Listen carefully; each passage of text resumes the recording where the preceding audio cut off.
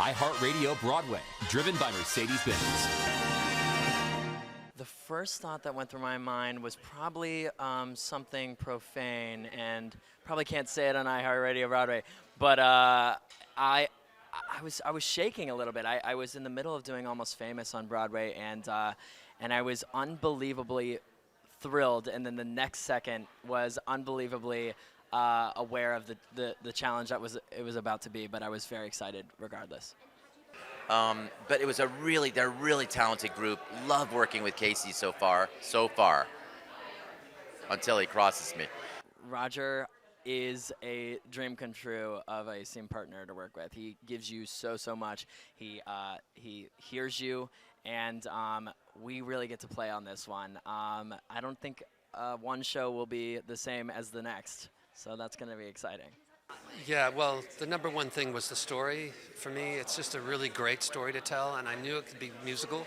I love the travel back into the 50s, and when we created it, we tried to create a 50s structured musical.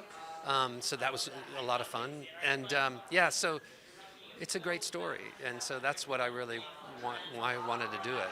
Of course, then on top of that, working with the incredible talents that created the movie, Bob Gale, Alan Silvestri, and then the songwriter Glenn Ballard. These are extraordinary artists that I was deeply excited to collaborate with. At lunch with the four of us, Bob Zemeckis, Bob Gale, Glenn Ballard, and Alan, is it even possible? I'd have to say the script for the film is what you might describe as airtight, and it actually, in an interesting way, plays like a radio show if you couldn't even see one image.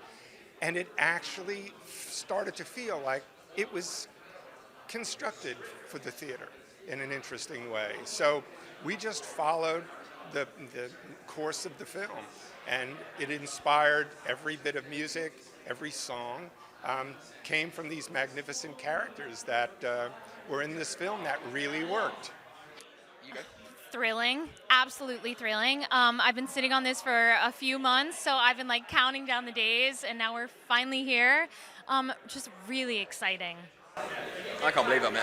I'm from a little island across the world, and you grow up and you hear about Broadway, and you hear about the West End, but you hear about Broadway, and you see the Broadway original cast recordings, and so for me to walk into this room, in a rehearsal room that looks out onto Times Square, it's so exciting. And some of the talent in this room is incredible. I am speechless. I cannot say enough about how excited I am to be involved with this property, this brand, the mythology, the fandom, this incredible company, this incredible group of humans that have put this thing together, that have worked so hard for the last decade plus to make this happen and let us be here today.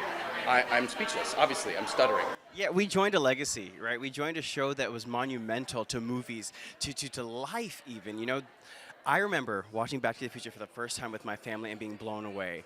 And to now step into this role playing the Mayor Goldie Wilson and Biff, we're joining a legacy of a wonderful movie musical tradition and a wonderful culture. And I'm so excited to be a part of this wonderful, amazing, exciting, but futuristic yet nostalgic show. I've been a fan since I was a kid.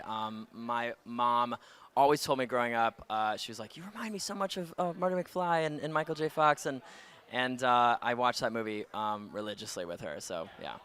The writing is so good, and the characters are so rich that all you got to do is sort of talk and listen and get to know each other that way, and new things will kind of come up. So each time I've had a chance to get away, it's given me kind of a great time to zoom out and again kind of configure what my goals are, and then kind of come in and have the opportunity to re-implement and explore. So it's amazing. Well, it's such a fun part. George McFly, I knew from the first time that I read it, it's so enjoyable to play every night because it's such a massive journey that he goes on. And doing one of the numbers, Put Your Mind to It, with Casey, it's such a fun number to do because you grow in that number, in the character. And so to get to do a part which I think shows a lot of me as an actor, it gives me so much to do, is a dream come true. It's a huge honor. I just feel really honored to be here and to be trusted with Lorraine Baines McFly, who so many of us know and love. Yeah, it feels really exciting. It feels like an honor. I can't wait to share it. I just think the musical adaptation is going to be really special and add elements audiences can't even expect. We get to live deeper in the world of the characters through the songs. We get to take scenes that we all know and love and kind of expand them with a moment of song, and it's really exciting. The honor is, we can't express how exciting it is to be involved with this from this level, and seeing, we had this amazing presentation of what the show is going to actually look like, some visuals of the set and some of the special effects. It's just going to be, it's going to revolutionize Broadway. I'm only 22, but I feel like I love this community so much. So to be able to be called the mayor of this community is a dream come true, and it's such a role that I can really sink my teeth into and have a great time doing, especially with talent like this guy and the entire cast, ensemble, crew, production team. Everybody is just so wonderful, and everybody's so excited to bring this show to Broadway. It's a special group. I mean, Casey Likes is an extraordinary performer, and we're so grateful to have him play Marty McFly. It's fabulous. And then Roger, who created the musical with us. He was there from the very first moment that we started to work on this musical, and he's been a good friend and a great collaborator over the really since 2018.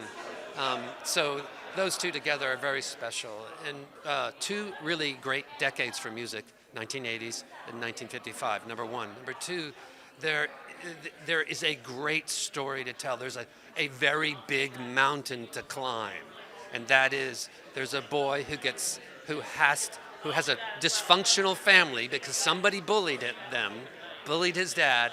He goes back in time, totally accidentally, and tries to save his life and his family's life, and by doing that, change things and make things a little better. And he gets his dad to stand up for himself, and the world becomes a little bit better. We've had, in London, we would occasionally have these people who would show up who had never seen the movie, and they'd love the show, and I was always fascinated by that because I thought,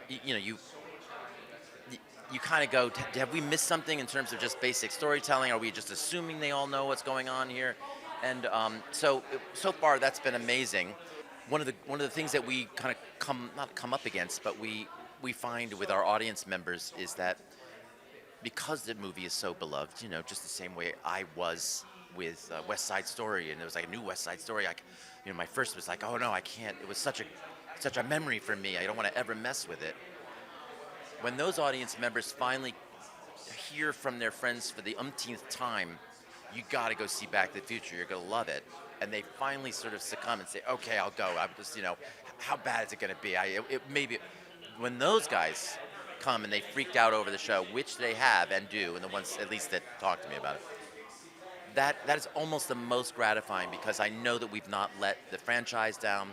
I know that I haven't let Chris Lloyd down, and we haven't let Michael J. Fox down. We haven't let any of those and them down. We are literally just taking Bob Gale's wonderful story and reintroducing it to a new audience in a new context.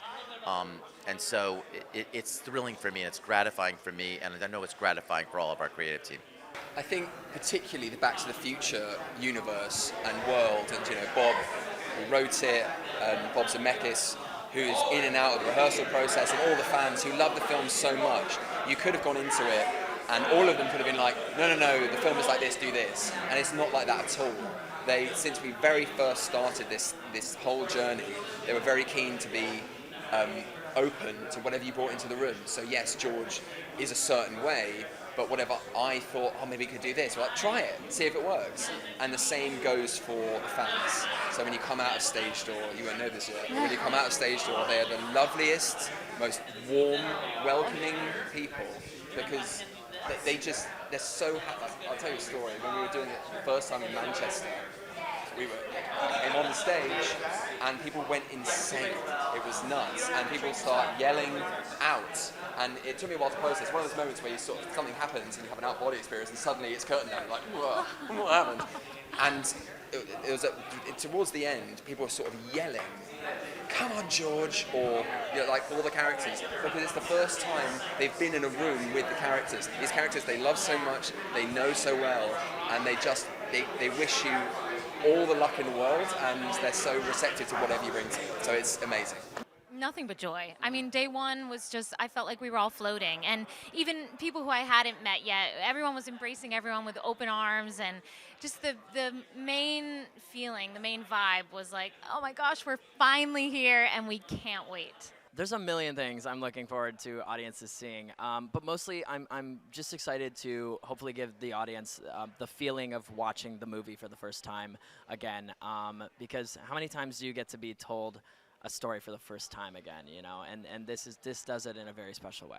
I think if they see the show as their first impression, I think they'll enjoy the movie all the more, because that was mission number one, was to really capture the spirit of the film, but yet it's all singing, all dancing. iHeartRadio Broadway, driven by Mercedes-Benz.